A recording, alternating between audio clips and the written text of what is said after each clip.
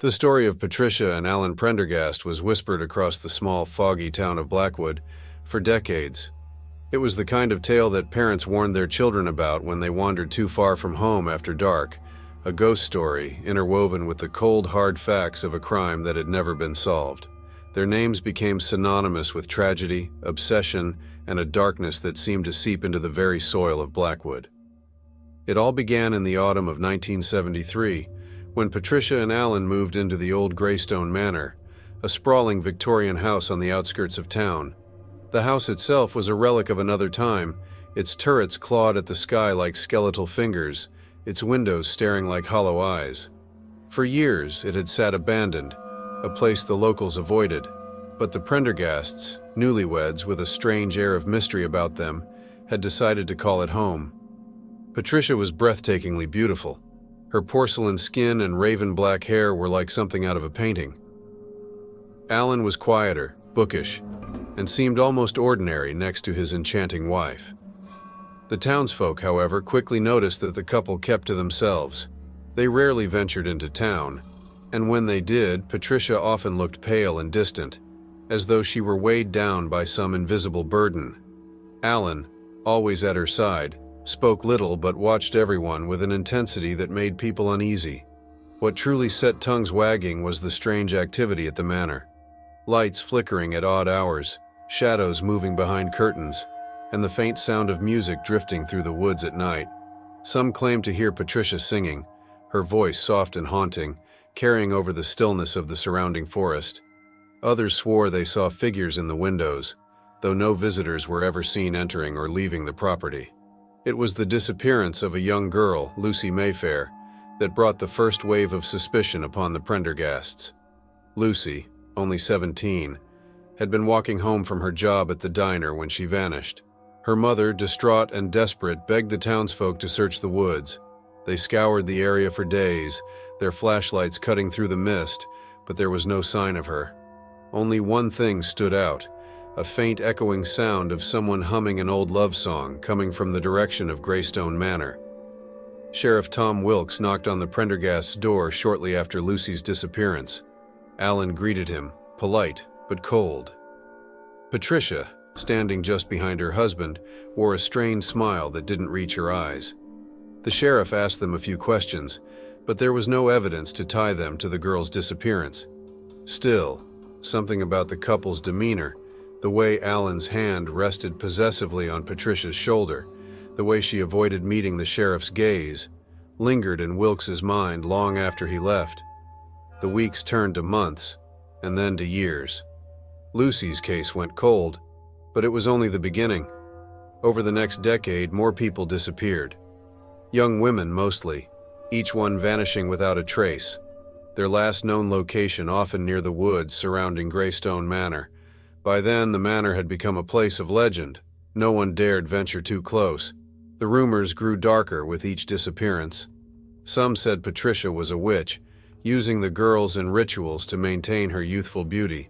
Others claimed Allen was a murderer, obsessed with his wife and willing to do anything to keep her happy. The most chilling whispers, however, suggested something far more sinister, that the couple was bound by a pact, one that tied them not only to each other but to something far older and darker than anyone could comprehend.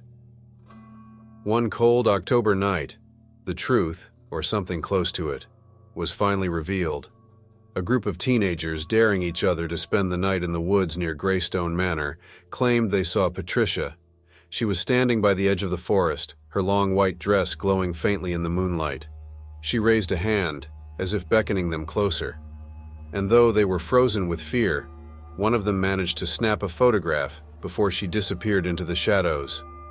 The photo, blurry and grainy, showed a pale figure with dark hair and hollow eyes. It was enough to reignite interest in the Prendergast case. By then, it had been nearly a decade since anyone had seen Patricia or Allen. The manor, too, seemed abandoned.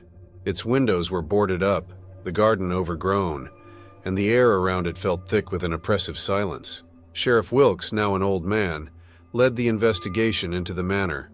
Armed with a search warrant, he and his deputies entered the house on a frosty morning. The interior was a time capsule, untouched for years. Dust coated every surface, and cobwebs hung like curtains. In the parlor, they found a portrait of Patricia and Allen, their expressions frozen in time. Patricia's eyes, even in paint, seemed to follow them as they moved through the room. In the basement, they found the truth. The air was damp and smelled of decay. The faint sound of dripping water echoed through the stone chamber. At first, it seemed empty, but then they found the trap door. Beneath it was a hidden room, and what they found there would haunt them forever. The walls were lined with shelves, each one holding small glass jars filled with strange, dark liquids. On a table in the center of the room lay a stack of faded photographs. Each photo was of a missing girl, her face frozen in fear, and in the corner of the room was an old trunk. Inside, they found bones, too many to count. But the most horrifying discovery was the diary. It was Allen's, its pages filled with ramblings about love, death, and eternity. He wrote of his obsession with Patricia, his fear of losing her, and the lengths he would go to keep her by his side. The entries grew darker, detailing rituals meant to bind their souls together forever. He spoke of the shadow, a presence that had entered their lives and demanded sacrifices in exchange for granting them eternal youth and beauty. The final entry was the most chilling. Patricia grows restless. She fears the shadow, but she cannot see the truth. It is not the shadow that binds us, it is love, eternal, unending love. Tonight I will prove my devotion. Tonight we will truly become one. The authorities never found Patricia or Allen. Some say they fled, disappearing into the night. Others believe they became victims of the shadow they had summoned. To this day, Greystone Manor stands as a monument to their dark legacy. Locals claim to see lights flickering in the windows at night, and some swear they can hear Patricia's voice, soft and haunting, singing a love song that drifts on the wind. The legend of the Prendergasts remains a mystery, a cold case that will never be solved, but one that continues to cast its dark shadow over Blackwood. And on foggy nights, when the air is thick and the woods are silent, you might just catch a glimpse of them, lovers in the shadows, bound together for eternity.